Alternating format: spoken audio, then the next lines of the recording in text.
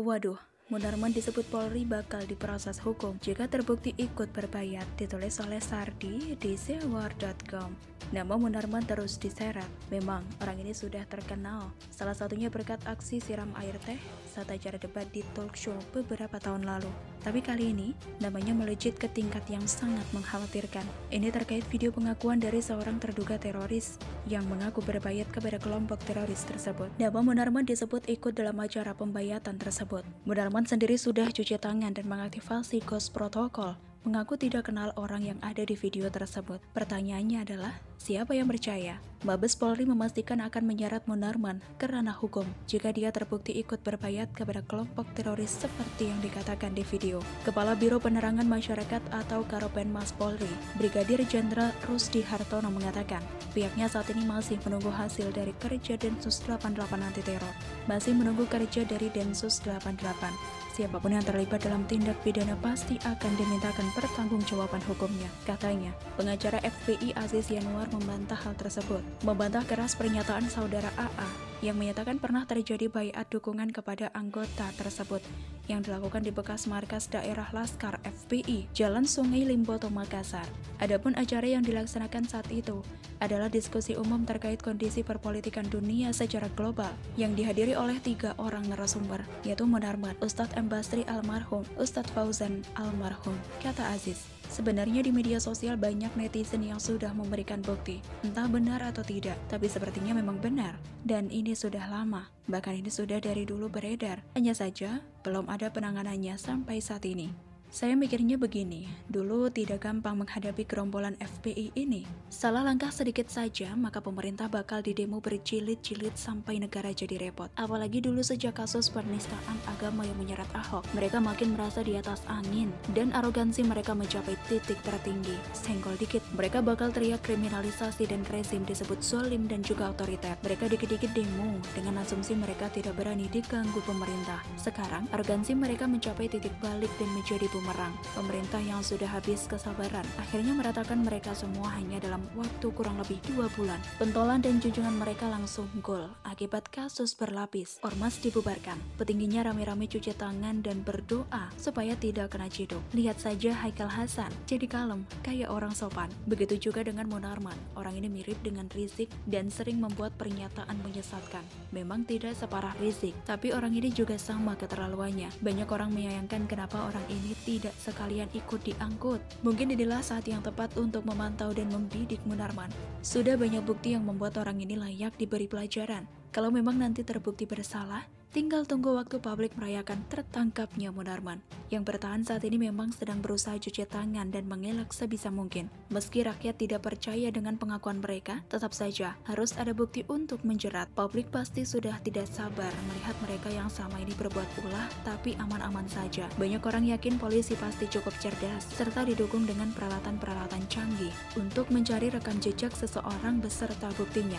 Rasanya tidak sulit bagi mereka untuk menggali bukti-bukti. Kalau memang Munarman terlibat, pasti dalam waktu dekat akan ditangkap. Telusuri aliran dana ke rekening FPI aja gampang kok. Tangkap Rizik aja gampang kok. Bubarkan FPI hingga lalu lantak saja biasa diselesaikan dalam waktu 2 bulan. Mencari bukti keterlibatan Munarman rasanya jauh lebih mudah dan enteng. Kita tunggu saja bagaimana nasibnya nanti. Seandainya nanti misalnya dia dianggap bersalah, semoga saja dia tetap kesatria dan tidak mangkir saat dipanggil atau mendadak sakit. Tapi kalau mau ngeles masih ada kesempatan kok. Ikuti aja cara Haikal Hasan, cukup modal muka tebal lalu ngaku bukan anggota atau bagian dari FPI. Sekalian bilang tidak kenal Rizik, cuma kebetulan kenal entah.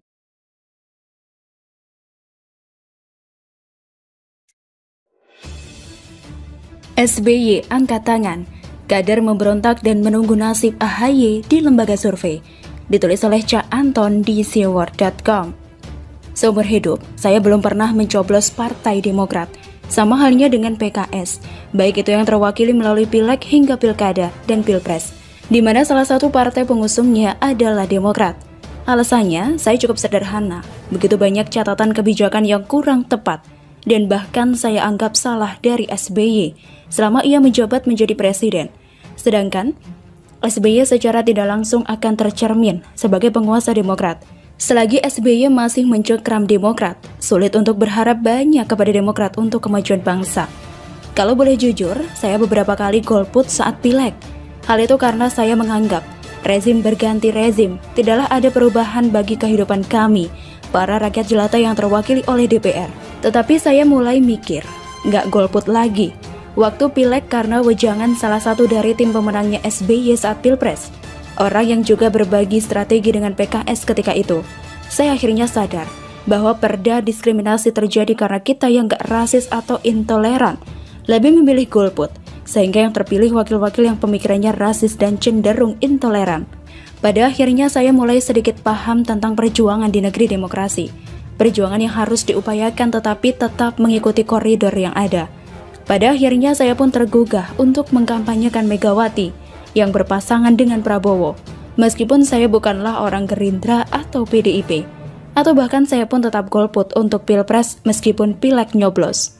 Dengan dalih pendidikan politik karena begitu banyak partai yang dicoblos ketika itu, saya sedikit menyelipkan rekomendasi tentang partai apa yang harus dipilih dan capres pasangan mana yang recommended disertai alasannya. Alasan itulah kenapa saya gak antipati terhadap Prabowo, meskipun saya pendukung Jokowi. Sebab masih ada nilai-nilai yang bisa saya jadikan alasan untuk itu, dan gak saya buka di publik hingga detik ini. Pada akhirnya saya mulai gak golput semenjak Jokowi muncul, baik itu pileg maupun pilpres. Sedangkan kalau pilkada tetap saja tergoda untuk golput, sebab di daerah belum menemukan pemimpin yang bisa dibanggakan. Peta politik pun gak searah dengan nasional. Misalnya, kalau calonnya cuma 2, yang satu diusung sama koalisi PKS, lawan koalisi Demokrat. Meskipun politik itu dinamis, tetapi saya belum menemukan alasan untuk bisa menerima SBY sebagai orang yang layak diperjuangkan atau diberi tepuk tangan. Oleh sebab itu, sebagai orang yang selalu mencoba menjunjung demokrasi, tidak ingin Demokrat hancur, sebab masih ada orang-orang seperti yang saya ceritakan dalam tubuh Demokrat. Masih ada orang-orang yang peduli dan menjunjung demokrasi yang berkualitas, meskipun terkadang keadaan yang membuat harus diam sambil menunggu waktu yang tepat. Jika AHY diturunkan oleh kader-kadernya sendiri, itu pun seperti sebuah tanda kejatuhan SBY. Bila perlu, Ibas pun dilibas agar tidak diberi ruang dalam partai berlogo Mercy tersebut. Karena jika Ibas masih diberi ruang, itu hampir sama saja belum memotong secara penuh tangan-tangan gurita SBY dalam tubuh Demokrat. Surat yang dibuat oleh AHY kepada Jokowi itu seperti menandakan bahwa SBY sudah frustasi karena sangat sulit mempertahankan posisi anaknya dalam Demokrat. Sebab, jika tidak frustasi, rasanya sulit diterima nalar ketika SBY membiarkan AHY sang putra mengirim surat pada Jokowi terkait adanya potensi digulingkannya AHY dari kursi Ketua Umum Demokrat. Sebab, sekelas SBY semestinya sudah paham bahwa hal itu tidak akan berubah apapun juga. Ancaman terbesar bukan dari orang luar di lingkar Jokowi, tetapi dalam tubuh Partai Demokrat itu sendiri. Asumsinya SBY sudah sulit mengendalikan gejolak yang ada di tubuh Partai Demokrat itu sendiri. Ia yang sudah menjadi presiden selama 2 periode, pamornya seperti jatuh dan dianggap tidak lagi mampu mendongkrak suara Partai Demokrat. Hal itu dilihat dari penurunan suara Partai Demokrat. Jika sudah begitu, para kader pun tak akan tutup mata dengan kenyataan ini. Ditambah lagi, AHY yang dijadikan ketua umum dianggap tak memiliki gebrakan apapun.